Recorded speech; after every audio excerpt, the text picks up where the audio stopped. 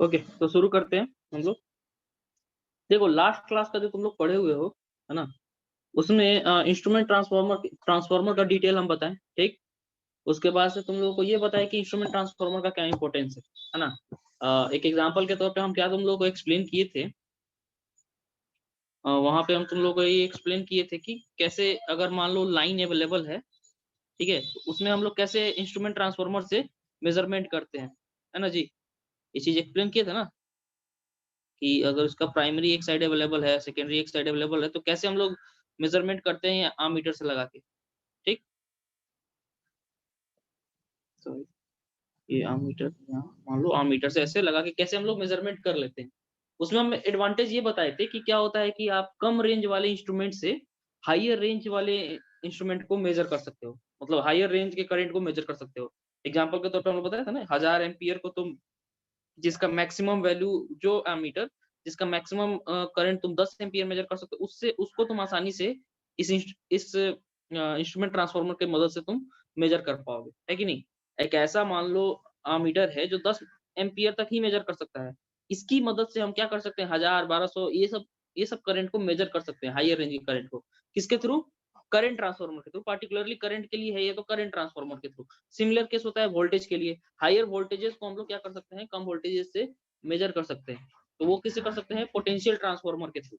Okay, एक तो ये हो गया, ठीक है। तो अब हम लोग ये हम लोग तुमको इंट्रोडक्शन हम दे चुके हैं। अब इसमें क्या आएंगे, इंट्रोडक्शन के बाद से अगला जो स्टेप है वो है, अगला जो स्टेप है वो है ये जानना, मतलब अब तुम लोग एग्जाम में लिखना क्या है, तो तुम लोग फॉर्मूला समझ चुके हो। एग्जाम में लिखना क्या है इंस्ट्रूमेंट ट्रांसफार्मर के बारे में, अब ये सीखना है, ठीक है ना। तो अभी हम लोग वही चीज बताने वाले हैं, ठीक है।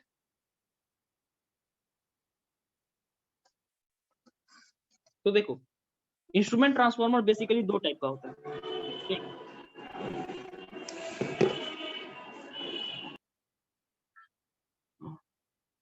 पहले इसका डेफिनेशन में हम लिख सकते हैं।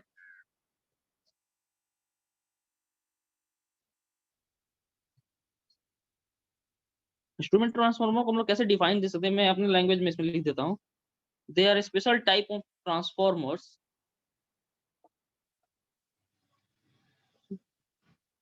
which are used to measure current, voltage, power, energy, ठीक है। ये सारी चीजें मेजर करने के लिए हम लोग इसका यूज करते हैं। करंट, वोल्टेज, पावर, एनर्जी, ये सब में भी यूज होता है ना। They are special type of transformer which are use to measure this, इसको ऐसे लिख सकते हो, instrument transformer can be classified into two types.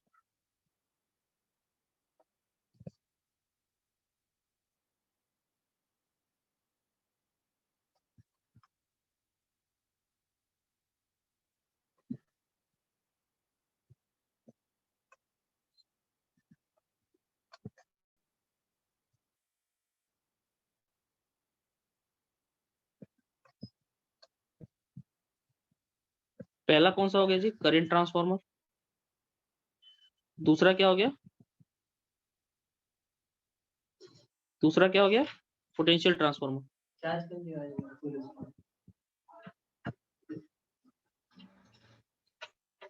Okay, तो ये दो तरीके के ट्रांसफार्मर हो गए, मतलब बारी बारी से देखेंगे दोनों का। सबसे पहले इंट्रोडक्शन होगा किसका, करंट ट्रांसफार्मर का।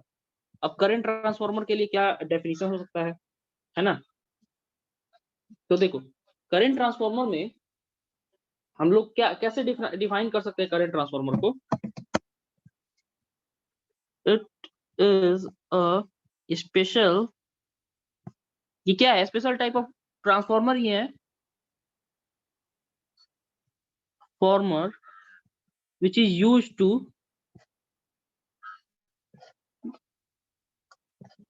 क्या करते हैं हम लोग, स्टेप डाउन करंट,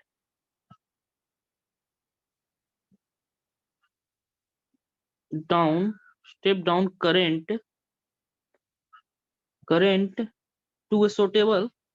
तो करंट को हम लोग क्या करते हैं, एक सुटेबल लेवल पे स्टेप डाउन कर देते हैं। जैसे 1000 एम्पियर करंट को हम लोग 5 एम्पियर में स्टेप डाउन कर दिए ना, तो हम लोग ऐसा सुटेबल वैल्यू पे उसको स्टेप डाउन करते हैं जिसको हम लोग मेजर कर सकें, किससे? कम रेंज के इंस्ट्रूमेंट से, है ना? तो इसीलिए कहेंगे it is a special type of transformer which is used to step down current to a suitable level at which it can be measured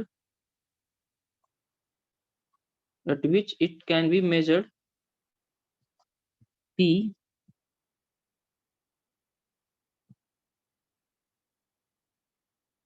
measured with a lower range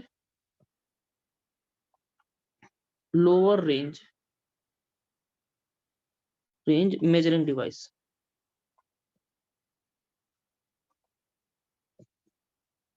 ठीक है, हम लोग क्या करते हैं, स्पेशल टाइप ऑफ ट्रांसफार्मर है जो क्या करता है, करंट को सुटेबल लेवल पे क्या करता है, चेंज कर देता है, जिसपे उस लेवल पे हम लोग क्या कर सकते हैं, उसको मेजर किया जा सकता है करंट को, किसके थ्रू? एक lower range measuring device. Measuring device normally क्या होता है, आमीटर हो सकता है ना?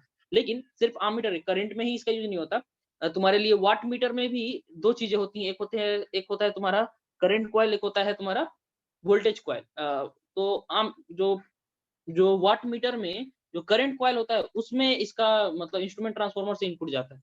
ठीक है, तो ये चीज हो गया। अब इसको हम फिगर में देखो कैसे दिखा सकते हैं। देखो फिगर के लिए जैसे मान लो ये एक लोड है, ठीक है, यहाँ पे तुम्हारा क्या है, लोड है।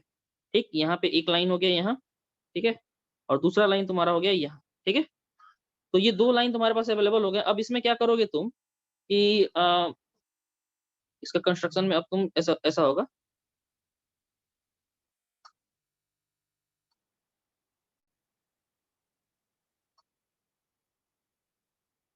एक सेकेंड,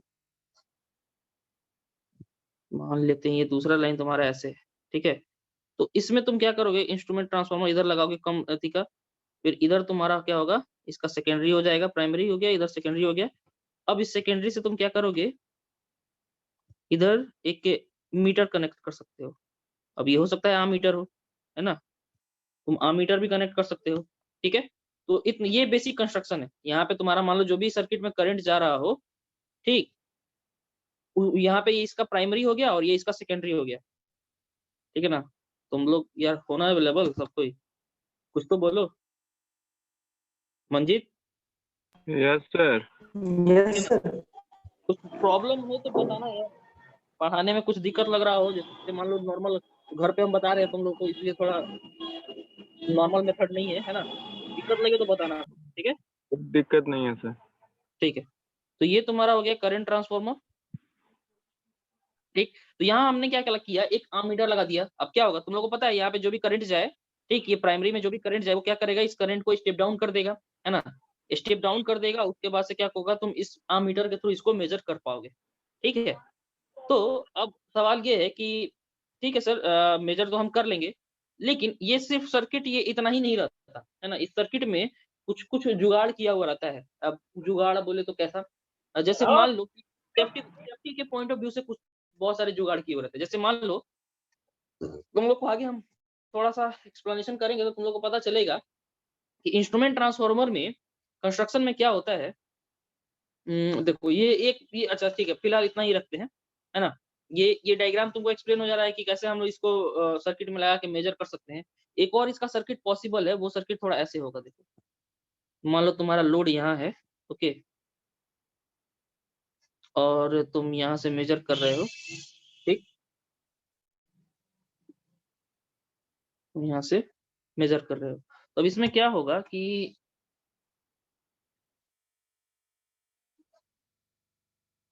अब यहाँ पे क्या किया हम, मान लो इंस्ट्रूमेंट ट्रांसफार्मर लगाए, एक इसका प्राइमरी कॉइल इधर हो गया, सेकेंडरी कॉइल जो हुआ, ठीक है, ये जो होगा, ये सेकेंडरी कॉइल जो होगा ना, ये करंट कॉइल का हो सकता है। एक काम करते हैं, इसके लिए हम एक रेडीमेड फिगर यूज कर लेते हैं, तो तुम लोग को ज्यादा आसान रहेगा। वेट,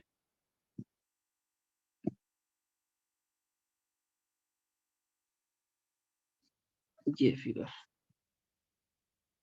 ठीक है, ये फिगर देखो, मैं जो बनाया वो तो ठीक ही है ना? यहाँ से देखो जो मैं डायग्राम ऐसे तुम लोगों को दिखा रहा हूँ ना यहाँ पे, यही डायग्राम यहाँ पे है बना हुआ, समझे? ठीक है, ये प्राइमरी वाइंडिंग हो गया इसका, ये कोर शो किया गया है ट्रांसफार्मर का। हम इस कोर को ऐसे रिप्रेजेंट कर सकते हैं, समझे? ये पूरा जो स्ट्रेट लाइन होता है ना वो आयरन को रिप्रेजेंट करता है। ठीक है, ये ट्रांसफार्मर का बेसिक सिंबल है। ये सिंबल क्या रिप्रेजेंट करता है? कोर को रिप्रेजेंट करता है। ठीक, अगर हम डॉटेड लाइन भी इसको दिखा सकते थे, ठीक है, और नहीं भी दिखा सकते हैं, समझे? तो उसके लिए कोर का मटेरियल अलग अलग होगा। बहुत जगह हम लोग नहीं दिखाते हैं, तो नहीं दिखाने का मतलब है कि वहाँ कोर के रूप में एयर का यूज किया गया है। ठीक, तो कोर दिखाया भी जा सकता है, नहीं भी दिखाया जा सकता है। तो कहीं अगर सिंबल में तुमको ये नहीं दिखे ये 2 बार, तो भी टेंशन नहीं लेना है। ठीक है, तो यहाँ पे देखो, तो ये क्या होगा ना, यहाँ पे जो ये इसका सेकेंडरी गया, वो सेकेंडरी के बेसिकली कहाँ जाएगा? एक करंट कॉइल में जाएगा, ठीक है? जहाँ पे इसका प्राइमरी ऑलरेडी अवेलेबल रहेगा। देखो यही जो सर्किट है, ये जो दोनों मिलके ना, ये करंट कॉइल है, ये क्या है? Potential coil. तो ये दोनों मिलके क्या बनाता है? वाटमीटर, समझे? तो करंट कॉइल, वाटमीटर हम जब आगे पढ़ाएंगे ना तुम लोगों को, तो वहाँ क्लियर हो जाएगा तुम लोगों को कि वाटमीटर में एक करंट कॉइल होता है, एक पोटेंशियल कॉइल होता है ना? तो करंट कॉइल का जो करंट आता है ना, वो हम लोग एनर्जी इससे देते हैं। सिमिलरली ये वाटमीटर के अलावा इसका एक जगह और एप्लीकेशन होता है। अ, अ, ये तो तुम वाटमीटर में ही नहीं, तुम्हारा एक एनर्जी मीटर में भी ऐसा ही होता है। जो भी हम लोग करंट का जो भी एनर्जी, मतलब बड़े-बड़े जहाँ करंट हायर वैल्यू है, इन उसको क्या करते हैं, पहले स्टेप डाउन कर देते हैं, और उस करंट को, स्टेप डाउन किया हुआ करंट को क्या करते हैं, एनर्जी मीटर के करंट कॉइल में डालते हैं। एनर्जी मीटर में भी अपना उसका करंट कॉइल होता है, समझे? तो वहाँ पे हम लोग वो डाल देते हैं। इसके अलावा बहुत सारे रिले सर्किट होता है। रिले क्या होता है ना कि ये तुम्हारे जैसे मतलब रिले जो होता है ना, सर्किट ब्रेकर को बताता है कि करंट का वैल्यू कितना है, समझे? तो पावर सिस्टम प्रोटेक्शन में तुम लोग को ये सारी चीज़ें पढ़नी है। उसमें भी रिले के भी को भी इनपुट के रूप में हम लोग क्या देते हैं, करंट कॉइल के आउटपुट को भेजते हैं, समझे? तो इतना सारा इसका एप्लीकेशन है, समझ में आया ना? क्या है, इतना सारा इसका एप्लीकेशन है जो हो सकता है। क्या, पहला चीज़ तो तुम्हारा डायरेक्ट करंट मेज़रमेंट के लिए, ये तुम्हारा किसके लिए हो गया? देखो, ये जो फिगर है वो है फॉर करंट मेज़रमेंट, दूसरा है पावर मेज़रमेंट के लिए, है ना? तो ये फिगर ए करंट मेज़रमेंट के लिए, फिगर बी तुम्हारा पावर मेज़रमेंट के लिए होगा, ठीक है? ये फिगर तुम खुद से ये भी बना सकते हो या फिर ये बना सकते हो, कोई दिक्कत नहीं है, ठीक? तो इस तरह से इसका मेज़रमेंट किया जाता है। अब इसमें क्या होता है ना कि ये फिगर जो है, ये बोले ना इसके साथ कुछ प्रोटेक्शन के लिए हम लोग काम करके रखते हैं। जैसे मान लो किसी इधर जो होता है, देखो इधर प्राइमरी साइड में जो तुम्हारा नंबर ऑफ टर्न्स है ना, वो काफ़ी कम यूज़ किया जाता है। सेकेंडरी टाइम में नंबर ऑफ टर्न्स ज़्यादा यूज़ होता है। क्यों? इसका रीज़न क्या है तुम लोग बताओ? इसका रीज़न देखो ये है, मान लेते हैं हम इसको I1 मानते हैं, है ना? प्राइमरी करंट को I1 माने और सेकेंडरी करंट को I2 माने, है ना? इधर वाले के टर्न्स को N1 माने, इधर वाले के टर्न्स को N2 माने। तो पिछला क्लास तुम लोग किए हुए हो मंजित, तुम लोग बताओ तो I1 और I2 में क्या रिलेशनशिप है? I1 बटा I2 बराबर कितना होगा N1 और N2 के टर्म में? N2 बटा N1। Very good. N2 बटा N1। है ना, N2 बटा N1। दैट मीन्स कि तुम्हारा इसमें देखो, तो इसको, इसका क्या मतलब है कि हमको क्या चाहिए, अगर I2 हमको कम चाहिए, है ना? I2 इक्वल टू कितना हो गया बताओ? I2 इक्वल टू हमारा हो गया N2 I1 बटा N1 by I2। N2, N है ना? I1 into N1 by N2। ठीक है, तो ये मेरे पास एक रिलेशनशिप आया। अब इस रिलेशनशिप में जरा सोचो, अगर हमको I2 का वैल्यू कम चाहिए तो हमको N2 और for I2 less than I1, I1 के लिए अगर I2 को हमको I1 से लेस देन करना है, वी हैव टू मेक हमको क्या करना है, N2 को ज्यादा करना पड़ेगा। देखो नीचे वाला ज्यादा रहेगा तब ना ये ओवरऑल रेशियो कम होगा, है ना? तो सर N2 को तुमको N1 से बहुत ज्यादा रखना पड़ेगा, है कि नहीं? ठीक है, समझे कि यस नहीं? सर। इसका मतलब है कि जो सेकेंडरी वाइंडिंग का जो भी नंबर ऑफ टर्न्स होगा ना वो ज्यादा रहेगा। करंट ट्रांसफार्मर में ये चीज होगा, समझ में आ गया? ठीक है, यस ठीक सर। है, ठीक, ये बात अब आ गई तो रुक जाओ। मुठ नंबर है।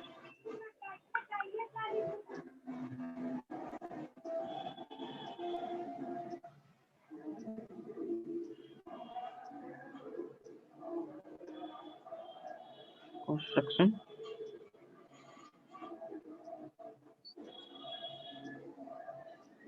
ओके, रुक जाओ, क्या हम करते हैं, क्या नेक्स्ट पेज में देखो, ये फिगर तुम लोग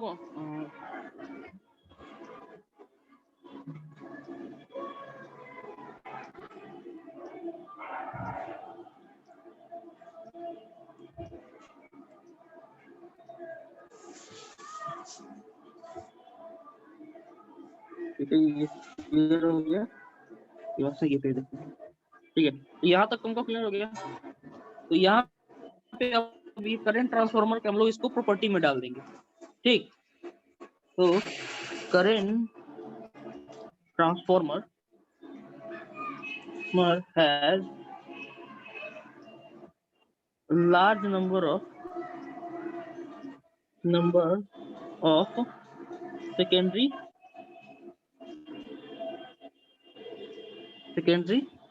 large number of secondary क्या लिख सकते हैं, सेकेंडरी कॉइल लिख सकते हैं, टर्न लिख सकते हैं, large number of secondary turn, ठीक है, टर्न्स भी लिख सकते हैं, ठीक है। तो सेकेंडरी में क्या होता है, लार्ज नंबर ऑफ सेकेंडरी होता है, बट यहाँ पे क्या लिख सकते हैं, but very few primary turn, ठीक है। लेकिन प्राइमरी टर्म्स क्या हो गया, बहुत कम होगा। इसका रीजन तुम लोगों को क्लियर हो गया कि नहीं, ठीक है। समटाइम तो इसीलिए देखो, प्राइमरी देखो कोशिश क्या है कि प्राइमरी टर्म्स जो है उसको हमको कम रखना है कि नहीं, दोनों का रेशियो बेसिकली कम रखना है। तो हम लोग कोशिश करते हैं कि प्राइमरी में नंबर ऑफ टर्न्स ही कम रहे, ठीक। Sometimes bar primary is also used,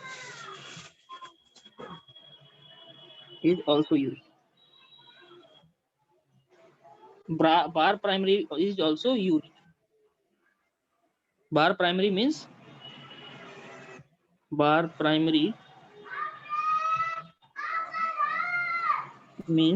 what?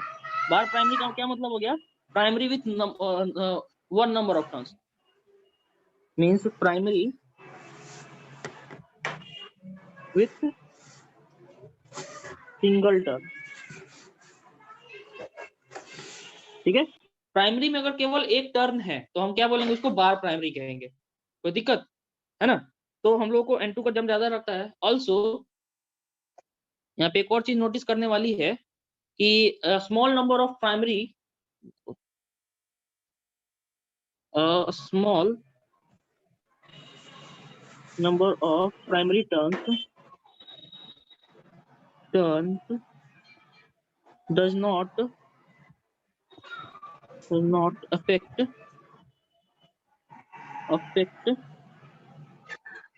Main circuit, ठीक है। तो हमारे लिए प्राइमरी का कम नंबर ऑफ टर्न्स होना बहुत ही इसेंशियल है कि नहीं, प्राइमरी का कम नंबर ऑफ टर्न्स होना बहुत ही इसेंशियल है, ठीक है। क्यों, क्योंकि अगर प्राइमरी में नंबर ऑफ टर्न्स ज्यादा होगा ना तो प्राइमरी का रेसिस्टेंस ज्यादा हो जाएगा, तो वो क्या करेगा, ओरिजिनल सर्किट जो भी हम इस सर्किट में हम जब इसको लगाएंगे ना, इस करंट ट्रांसफार्मर को, तो वो उस सर्किट के करंट को डिस्टर्ब कर देगा, लोडिंग इफेक्ट जो होता है वही वैसे ही, ठीक है। तो इसी यानी कि इससे एक क्या होगा, वोल्टेज ड्रॉप ज्यादा होगा, जितना नंबर ऑफ टर्न्स होगा उतना ज्यादा रेसिस्टेंस होगा, उतना ज्यादा वोल्टेज ड्रॉप होगा यहाँ पे। तो वो चीज अवॉइड करने के लिए कोशिश किया जाता है कि जितना कम से कम इसका नंबर ऑफ टर्न्स हो सके प्राइमरी का, उतना पॉसिबल किया जाता है। कुछ सिनेरियो में कुछ कंस्ट्रक्शन होता है इसका बार प्राइमरी भी यूज किया जाता है। बार प्राइमरी मतलब एक सिंगल, मतलब उसमें सिंगल एक कंडक्टर रहेगा, समझे, नंबर ऑफ टर्न्स 1, ठीक है। उसका कंस्ट्रक्शन हम तुम लोग को दिखाएंगे, ठीक है। इसके अलावा इस सर्किट में क्या होता है, इस सर्किट में इसके अलावा क्या किया जाता है ना, इस सर्किट के एक एंड को, जैसे ये करंट ट्रांसफार्मर है ना, ठीक है, इसके एक एंड को क्या किया जाता है ना, ग्राउंडेड करके रखा जाता है, ठीक है। एक एंड को क्या किया जाता है, ग्राउंडेड करके रखा जाता है। क्यों जी, क्यों किया जाता है, देखो प्राइमरी में लार्ज नंबर ऑफ टर्न्स है कि नहीं, ठीक है। अब यहाँ पे देखो सेकेंडरी में, देखो तुम देखो बात समझो, सेकेंडरी में तुम्हारा नंबर ऑफ टर्न्स ज्यादा हो गया कि नहीं, हाँ। तो इससे एक प्रॉब्लम भी है, तुम लोग सोच सकते हो क्या प्रॉब्लम है। इससे प्रॉब्लम ये होगा ना कि सेकेंडरी में वोल्टेज ज्यादा होगा, बताया था ना कि ट्रांसफार्मर में क्या होता है कि करंट जब हम कम करते हैं ना तो वोल्टेज वहां का ज्यादा होता है कि नहीं, तभी जाके वो मतलब पावर कांस्टेंट रहता है। ट्रांसफार्मर जो है कांस्टेंट पावर डिवाइस है, पावर उसका वेरी नहीं करता है। लेकिन ये पावर कैसे कांस्टेंट होता है? तुम करंट बढ़ाओगे तो वोल्टेज घट जाएगा, करंट घटाओगे तो वोल्टेज बढ़ जाएगा। तो तुम नंबर ऑफ सेकेंडरी में टर्न्स ज्यादा रखोगे तो उसका करंट तो घट जाएगा लेकिन उसका वोल्टेज बढ़ जाएगा, अगर सेकेंडरी तुम्हारा ओपन सर्किट है तो। इसीलिए लिखें सिंस सेकेंडरी के पास लार्ज नंबर ऑफ टर्न्स है ना, secondary has large number of turns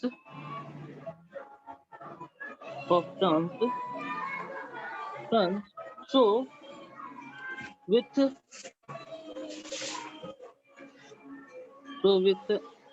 secondary the open circuited secondary in open circuit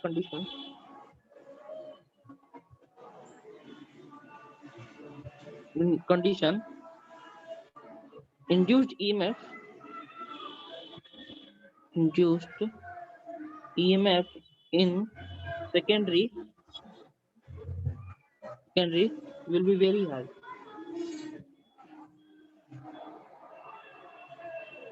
Okay,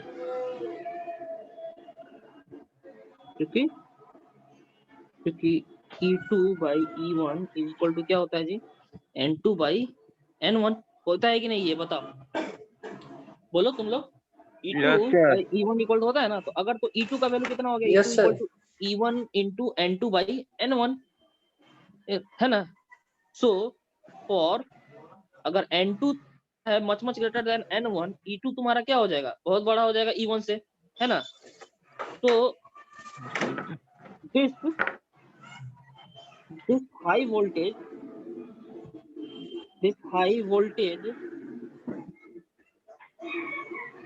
at secondary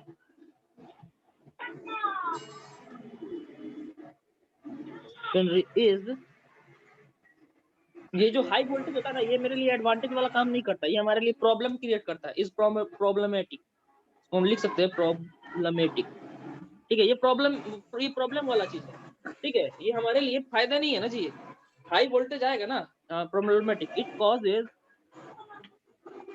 causes insulation problem, insulation breakdown problem, ठीक है। इससे क्या होता है कि इंसुलेशन का ब्रेकडाउन भी हो सकता है कि नहीं? इससे तुम्हारा इंसुलेशन का ब्रेकडाउन भी हो सकता है। तो एक तो ये प्रॉब्लम हो गया, ठीक। इसीलिए that is why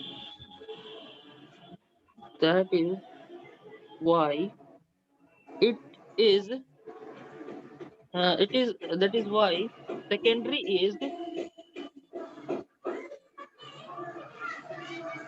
is never kept open circuited,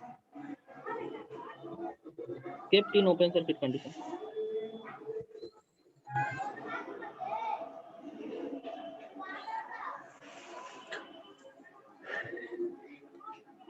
समझे?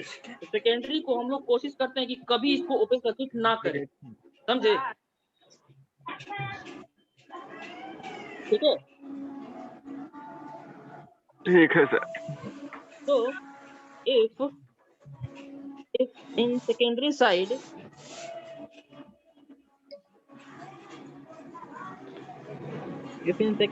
अगर सेकेंडरी साइड में अगर कोई, देखो हम लोग क्या करते हैं, देखो यहाँ पे तुम सोचो, अगर मान लो तुम यहाँ आमीटर कनेक्ट किए हो, ठीक, ये आमीटर अगर तुम हटा दो तो ये बताओ तो क्या हो गया? ओपन सर्किट हो गया कि नहीं, बोलो।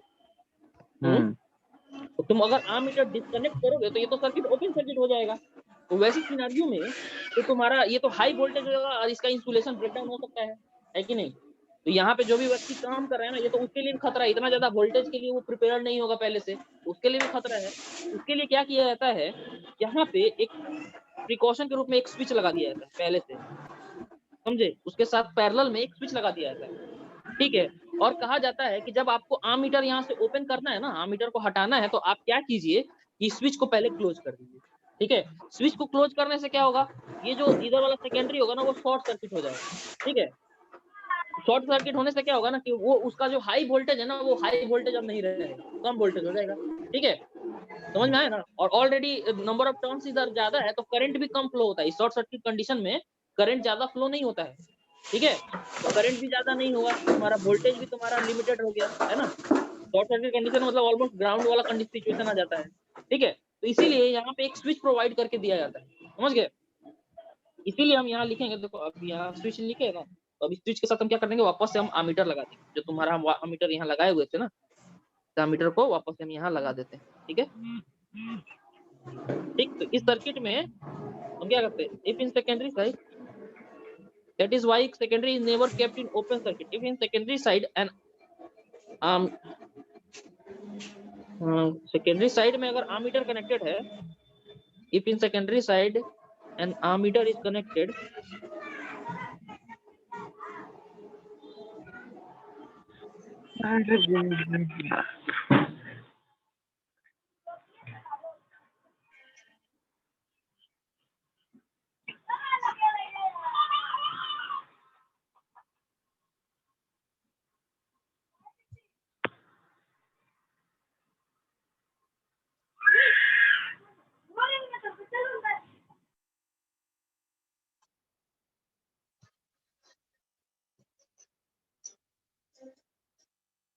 हेलो, अभी हम प्लांट Yes, करेंगे सब्जी sir. भाई, घर ही पे है, ठीक, कल, हाँ ठीक ठीक, हाँ हाँ वो तो हम नहीं है ना, इसलिए हम कल, ठीक ठीक।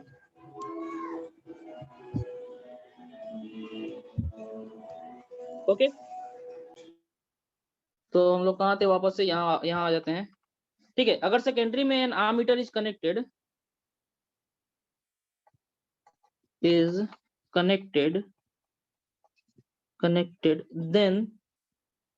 then when removal of ammeter is required,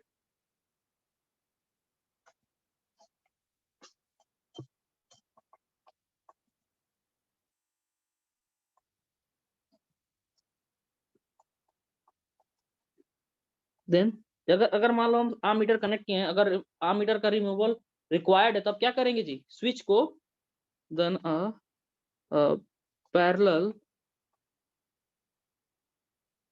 parallelly connected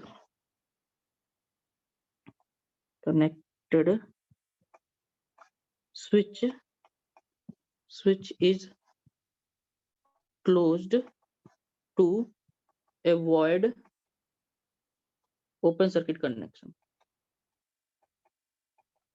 condition, ठीक है। ये हो गया, तो तुमको इस फिगर का ये चीज क्लियर हो गया कि हम यहाँ पे स्विच क्यों लगाते हैं, है ना, क्योंकि हमको ओपन सर्किट नहीं क्रिएट करना है, इसलिए लगाते हैं, ठीक। ये चीज हो गया, और एक और जो लास्ट पॉइंट है जो इसमें इंपॉर्टेंट है, वो है तुम्हारा ये, इसको हम लोग यहाँ से डायरेक्ट लिख सकते हैं, देखो ऑल्सो, देखो ये जो है नोट, यहाँ पे नोट कर, ये पॉइंट जो है इंपॉर्टेंट है, ये इसमें देखो क्या है, one terminal of CT is normally earthed. देखो एक टर्मिनल क्या किया जाता है सिटी का, ये जो एक एंड है ना, इसको क्या किया जाता है ना, अर्थिंग कर दिया जाता है, ठीक। इस अर्थिंग को क्यों किया जाता है जी, earthed to prevent any accidental damage to the operating personnel in the event of incumbent insulation breakdown।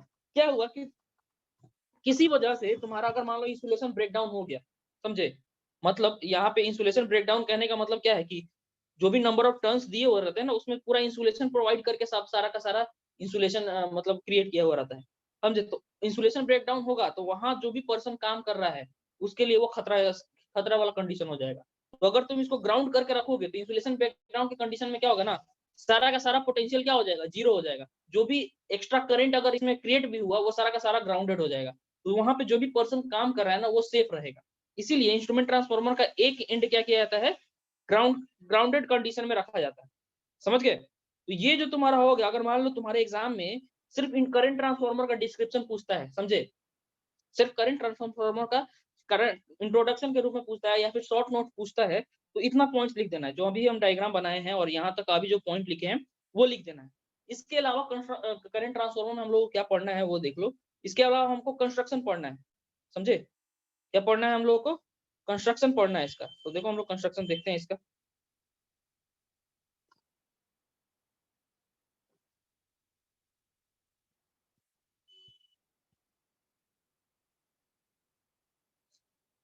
कुछ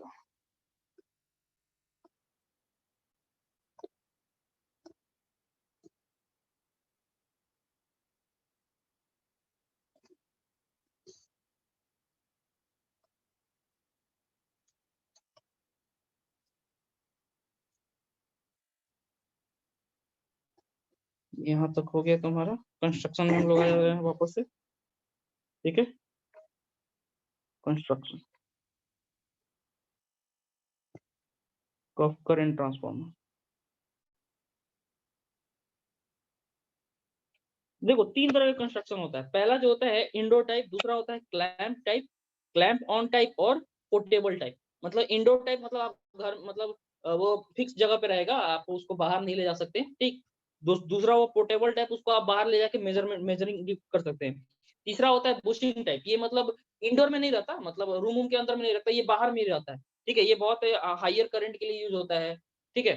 तो ये बुशिंग टाइप हो गया, इसमें इंसुलेशन ज्यादा होता है। तो ये आउटडोर टाइप इसको बोल सकते हो। ये पोर्टेबल टाइप हो गया, ये तुम्हारा इंडोर टाइप हो गया। अब जो इंडोर टाइप होता है इसमें होता है 2 तरीके का। पहला होता है वाउंड टाइप और दूसरा होता है बार टाइप।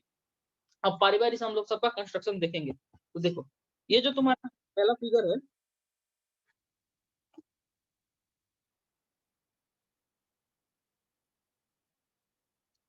तो जो तुम्हारा क्या है, फर्स्ट फिगर जो है तुम्हारा, देखो ये जो फिगर है ना, ये है तुम्हारा वाउंड टाइप। ये क्या है, वाउंड टाइप। देखो वाउंड टाइप में होता क्या है ना, देखो ये जो तुम्हारा ये जो सेक्शन है, ये तुम्हारा प्राइमरी है। इसमें नंबर ऑफ टर्न्स कम है ना। देखो यहाँ पे इसीलिए ये छोटा दिख रहा है, इसमें कम नंबर ऑफ टर्न्स डाला गया है। देखो इसमें इसका कंस्ट्रक्शन जो है इसका, देखो ये यहाँ पे तुम्हारा इसका कंस्ट्रक्शन शो किया गया है। देखो इस कंस्ट्रक्शन में देखो यहाँ पे कोर है, कोर के ऊपर से क्या किया गया है, यहाँ पे ये जो व्हाइट वाला पोर्शन जो दिख रहा है ना, ये प्राइमरी वाइंडिंग है। इस वाइंडिंग को यहाँ लपेटा गया है, यही वाइंडिंग यहाँ पे तुमको दिखाया गया है, समझे। तो इस तरह से इसका वाइंडिंग यहाँ पे किया हुआ है इसमें। फिर यहाँ पे सेकेंडरी में कोर रहता है, सेकेंडरी में फिर यहाँ वाइंडिंग किया रहता है, ठीक। तो ये इस तरह का कंस्ट्रक्शन है। अब तुमको जहां भी कनेक्ट करना है ना, मान लो कि तुमको किसी सर्किट में ले जाना है, तो उसमें ले जाके इसको अटैच कर दो ऐसे, ठीक है। इधर से सर्किट को ब्रेक करके तुमको यहाँ पे इसको अटैच करना पड़ेगा। ये तुम्हारा सर्किट में तुम्हारा इंस्ट्रूमेंट ट्रांसफार्मर कनेक्ट हो गया, है ना। जैसे मान लो यहाँ पे हमको मेजर करना है इस डायग्राम में, है ना, तो हम क्या करेंगे, इस वाले और इस वाले बीच के बीच में ले जाके क्या करेंगे, इसको कनेक्ट कर देंगे, ठीक। तो ये तुम्हारा हो गया कौन सा, वाउंड टाइप, ठीक है ना। दूसरा जो आता है इसी में, ये आता है तुम्हारा बार टाइप। तो ये क्या है तुम्हारा बार टाइप। बार टाइप में क्या होता है ना, तुमको प्राइमरी दिखेगा ही नहीं, प्राइमरी में कोई वाइंडिंग ही नहीं रहता, समझे। सीधा सीधी सेकेंडरी में वाइंडिंग रहता है, ठीक है। तो देखो इसमें जैसे इसमें क्या है, तुम प्राइमरी वाले को क्या किए, तो सर्किट है ना, यही तुम्हारा ये रड जो है ना, यही तुम्हारा प्राइमरी का काम करता है, समझे। और ये जो तुम्हारा इसमें जो भी कॉइल है वो तुम्हारा क्या हो गया, ये तुम्हारा सेकेंडरी का सर्किट हो गया, ठीक है। तो प्राइमरी में ये किस्सा होता है, बार टाइप का ये स्ट्रक्चर होता है, ठीक। तो तुम्हारा कौन सा हो गया, पहला वाउंड टाइप, सेकंड बार टाइप, ठीक है। ये 2 कंस्ट्रक्शन तुम लोग देख लिए। तीसरा जो कंस्ट्रक्शन, दूसरा जो कंस्ट्रक्शन है वो तुम्हारा कौन सा है, क्लैंप ऑन टाइप और पोर्टेबल टाइप। पोर्टेबल टाइप ये देखो बहुत आसान है। देखो इसमें क्या है, ये देखो ये ऐसा समझो, ये भी एक तरीके से बार टाइप ही है। इसमें क्या होता है ना, देखो ये तुम्हारा जो है, ये जो क्लैंप देख रहे हो, ये कोर की तरह काम करता है, ठीक। लेकिन ये जो कोर है, देखो ट्रांसफार्मर, करंट ट्रांसफार्मर कंस्ट्रक्शन में क्या होता है, ऐसे बताया था ना कि कोर होता है ऐसे, कोई भी ट्रांसफार्मर कंस्ट्रक्शन में बताया था कि तुम्हारे पास ऐसे कोर रहता है, ठीक। तो हम क्या किए यहाँ पे, ये जो कोर है ना, और यहाँ पे तुम्हारा क्या आता है, सेकेंडरी वाइंडिंग रहेगा, है ना। इस तरह से कंस्ट्रक्शन रहता है। तो हम यहाँ क्या कर रहे हैं ना, इस कोर को ऐसा बना दिया। देखो ये कोर को मान लो हम यहाँ से आधा काटे हुए हैं, देखो यहाँ से स्प्लिट किया हुआ है कोर को, देख रहे हो ना। अब ये क्लैंप ऐसा है ना, जब इसको हम दबाएंगे यहाँ से, ठीक, जब हम इसको पुश करेंगे यहाँ से ना, जब हम इसको यहाँ से पुश करेंगे तो ये कोर अलग हट जाएगा। जब ये कोर अलग हट जाएगा तब जाके हम क्या करेंगे, इसके बीच में कंडक्टर को डाल देंगे, है ना। इसके बीच में कंडक्टर को डाल देंगे तो वो कंडक्टर कैसा काम करेगा, यहाँ से यहाँ मान लो कंडक्टर हम डाल दिए इसके बीचों बीच, तो वो कंडक्टर प्राइमरी कंडक्टर की तरह काम करेगा, तुम्हारे लिए प्राइमरी हो गया, है ना। और इससे इस कोर के बाद से अंदर में तुम्हारा सेकेंडरी का कंस्ट्रक्शन दिया हुआ है, ठीक। तो सेकेंडरी का कंस्ट्रक्शन किया हुआ है तो वो क्या करेगा, आराम से तुम्हारे उस करंट को, मतलब वहां वो करंट को स्टेप डाउन कर देगा। प्लस इसके साथ क्या किया जाता है ना, ये पोर्टेबल टाइप जो है ना, इसके साथ अंदर में ही तुम्हारा क्या कहते हैं, एक जो है क्या कहते हैं इसको, multi multi range ammeter added रहता है। मतलब तुम्हारा instrument transformer plus ammeter ये दोनों का काम करता है। यानी कि तुमको अगर मेजर करना है हाई करंट तो तुम डायरेक्टली मेजर कर सकते हो उसको, समझे? इसके में ये एडवांटेज होता है। समझ में आया इसका आइडिया?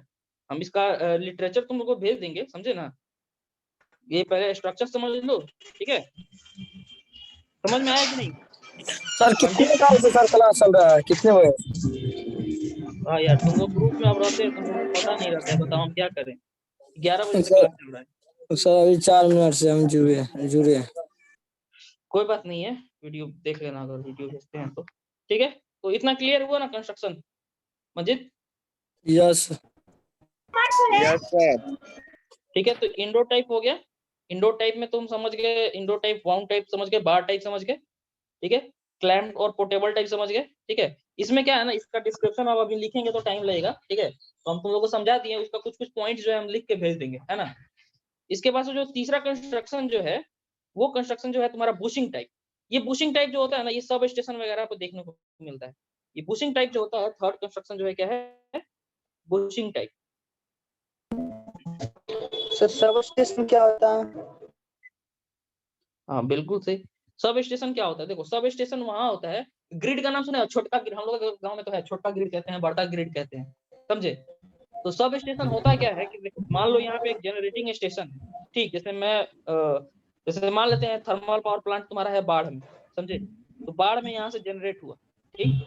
तो बाढ़ में जब जब यहाँ से जब जनरेटर के बाद से क्या होता है ना, यहाँ पे एक ट्रांसफार्मर रहता है, समझे?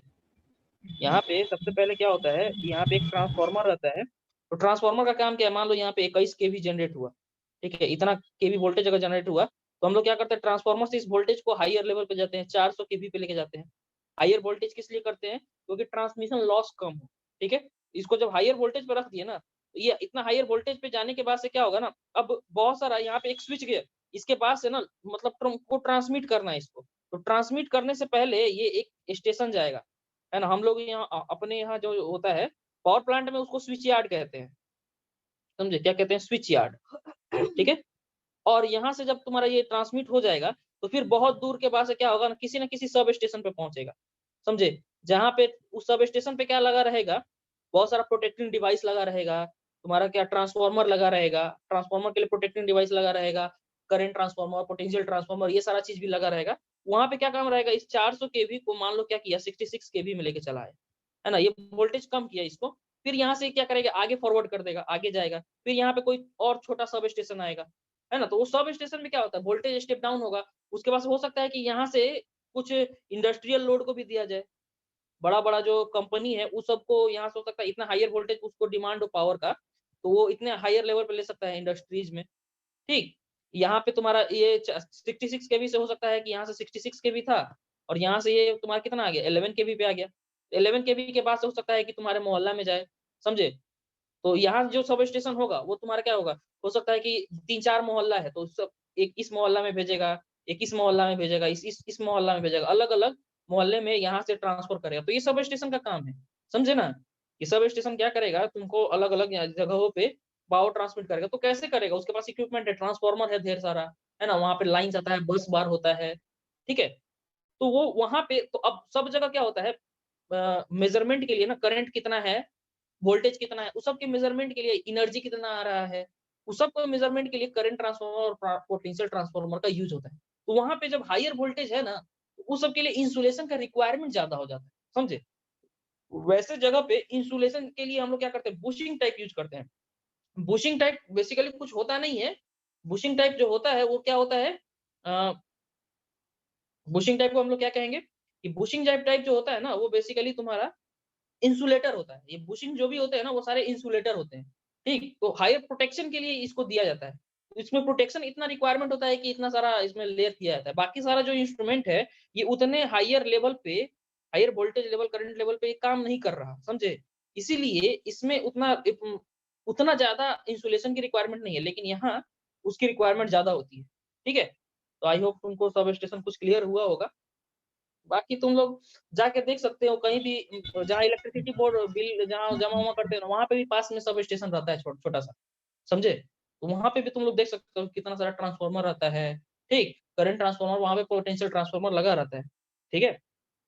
मैं तुम लोगों को कभी वीडियो भेज दूंगा, ऐसे यूट्यूब पे भी अवेलेबल है बहुत सारे, सब स्टेशन का ढूंढोगे ना तो मिल जाएगा, ठीक है। तो ये बुशिंग टाइप से वहां यूज होता है, समझे ना, ठीक है। बुशिंग टाइप उसके लिए पर्टिकुलरली प्रेफरेबल होता है, ठीक है। तो इतना सारा, तो आज का बस इतना ही रखेंगे, हम ज्यादा करेंगे नहीं क्योंकि बच्चे बहुत कम है, ठीक है। तो आज हम क्या क्या तुम लोगों को बता दिए कंस्ट्रक्शन के। देखो तुम्हारे एग्जाम के पॉइंट ऑफ व्यू से क्या है ना कि तुम्हारा ये जो चीज जो अभी बताएं, सबसे पहला करंट ट्रांसफार्मर क्या है, इसका इंट्रोडक्शन, ये बहुत इंपॉर्टेंट है तुम्हारे एग्जाम के पॉइंट ऑफ व्यू से, ठीक। इतना इतना इतना तो एकदम से एकदम कंठस्थ रखना है कि छोटा सा इलेक्ट्रिकल वाले के लिए सर, इलेक्ट्रिकल के लिए भी, इलेक्ट्रॉनिक्स के लिए भी। इलेक्ट्रिकल के लिए तो एकदम इतना ही इंपॉर्टेंट ही है, ठीक है। इससे ज्यादा डिटेल हमको नहीं लगता है कि इलेक्ट्रिकल वाले में पूछेगा, क्योंकि उसमें बहुत छोटा टॉपिक दिया है। इलेक्ट्रॉनिक्स वाले में थोड़ा सा और डिटेल इसमें पूछ सकता है, समझे। इलेक्ट्रॉनिक्स वाले में हो सकता है कि वो पूछे कि उसका इक्विवेलेंट सर्किट बता दीजिए, उसका फेजर डायग्राम बता दीजिए, वो पूछ सकता है। लेकिन अब जानते हो कि तुम लोग में मशीन उशीन अभी पढ़े नहीं हो, है ना, इवन नेटवर्क भी अच्छे से नहीं पढ़े हो, तो फेजर डायग्राम और इक्विवेलेंट सर्किट बताना मेरे लिए काफी टफ हो जाएगा। लेकिन हम उसको कोशिश करेंगे बताने का, है ना। नेक्स्ट क्लास में उसको हम बताने की कोशिश करेंगे, ठीक। तो नेक्स्ट क्लास में तुम्हारा क्या होगा, करंट ट्रांसफार्मर का इक्विवेलेंट डायग्राम होगा, उसका फेजर डायग्राम होगा, और वो बहुत इंपॉर्टेंट हो जाएगा। फिलहाल करंट ट्रांसफार्मर हम लोग इतना ही रखते हैं, ठीक है। ठीक है सर, आज का क्लास हम एंड करते हैं, ठीक है। काम भी नहीं रहेगा कल से सर। नहीं देखो, कल का टाइमिंग हम थोड़ा आज शाम में हम बताते, रुक जाओगे एक सेकंड रुक जाओ। ग्रुप में मैसेज कर दीजिए कल।